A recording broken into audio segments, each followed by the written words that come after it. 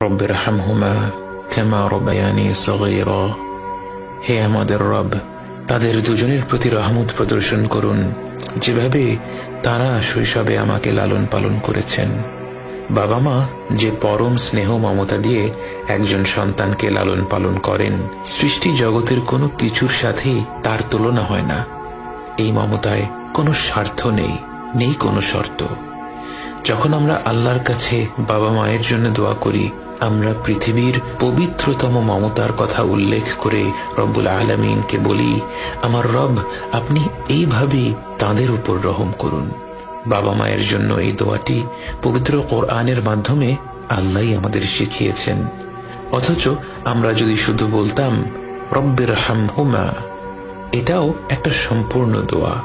এর অর্থ, হে রব, আপনি তাদের দুজনের উপর রহম করুন। কিন্তু আল্লাহ আমাদের শিখিয়েছেন রব্বিরহামহুমা কামা রাব্বায়ানি সগীরা। শৈশবে তারা কতটা স্নেহ মমতা ভরে আমাদের লালন পালন করেছেন, এ কথা উল্লেখ করতে গিয়ে আমাদের মনে পড়ে যায় তাদের অজস্র আত্মত্যাগের কথা। এই পৃথিবীর বুকে আমরা ভূমিষ্ঠ হওয়ার আগে থেকেই বাবা মায়ের আত্মত্যাগ আরম্ভ হয়ে যায়। রাত পেরাতে গর্ভবতী মায়ের ঘুম ভেঙে যায়, যখন তখন প্রচন্ড ক্ষুধা পায়, শরীর